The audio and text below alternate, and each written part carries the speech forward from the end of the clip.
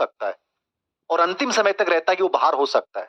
मैं बताऊं आपको रियल में जो आंकड़े मैं बताने जा रहा हूं, जैसे मैं गणित और विज्ञान की बात कर रहा हूं सबसे पहले, ठीक है ना। गणित की बात कर रहा हूं, मैं विज्ञान की बात कर रहा हूं, साइंस गणित और विज्ञान की अपन बात कर रहे हैं सबसे पहले लेवल सेकंड में। ये एक सब्जेक्ट है। अब गणित विज्ञान का जिस बच्चों ने पेपर दिया, ठीक है, गणित विज्ञान ऐसा था जिसमें हो सकता है मैथ किसी की अच्छी हो, किसी की साइंस अच्छी नहीं हो, साइंस अच्छी हो मैथ अच्छी नहीं हो। ये पेपर हमेशा डिफरेंस होगा, विभेदक होगा, ठीक है ना।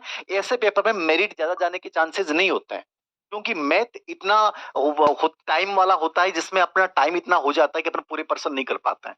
प्लस गणित विज्ञान में साइकोलॉजी अच्छी लेवल की थी, ठीक है। साइकोलॉजी अपने अवनी से सब कुछ आया, लेकिन एक बात बता रहा हूँ, साइकोलॉजी ठीक थी। टीचिंग मेथड यहाँ पे बहुत इंपॉर्टेंट थे, यानी टीचिंग मेथड यहाँ डिफरेंस पैदा कर रहे हैं। इसलिए मैंने आपको बार बार बोला था टीचिंग मेथड जो अच्छा करेगा वो अच्छा करेगा।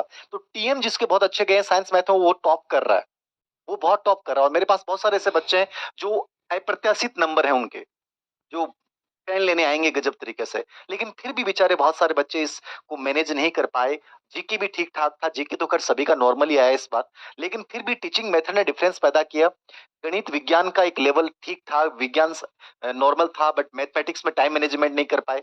इन सब को लेकर जो मेरिट का अनुमान मैं बता रहा हूँ जनरल से, आप देखना एक जनरल का एक आंकड़ा होता है, उससे एक आप अनुमान लगा सकते हैं। जनरल का जो आंकड़ा आ रहा है मेरे पास, जो जितने भी बच्चों से मैंने बात की, जितने एक्सपर्ट से बात की है, मैं मान रहा हूं कि जनरल के अंतर्गत, इसके अंतर्गत जनरल के अंतर्गत जो है वो 97 से लेकर और 1, ये मेरे कोडिंग जनरल की मेरिट रहनी चाहिए, ठीक है ना।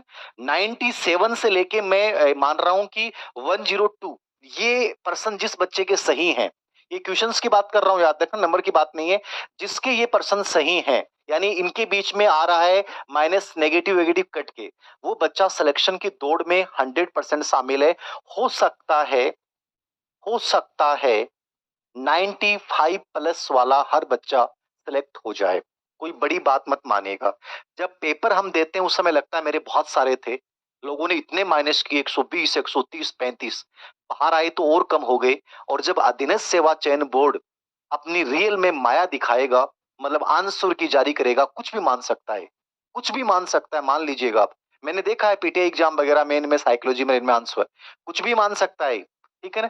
तो कोई बड़ी बात नहीं है, 2 से 4 5 नंबर 6 नंबर ऊपर नीचे हो जाए, परवाह मत करना। मैं फिर कह रहा हूं, कुछ भी नहीं है कंपटीशन, इससे बड़ा कंपटीशन ये है। और आगे जिंदगी में लड़ना ये सबसे बड़ी चीज है। मैं फिर बोल रहा हूं, हारना मत। जो बच्चे कमजोर रहे हैं, मैं उन बच्चों को फिर बोल रहा हूं, एक साधारण कंपटीशन था, इसको साधारण मान के चलिए, जिंदगी खत्म नहीं है, याद रखना। सेकंड ग्रेड है, ग्रेड फर्स्ट है,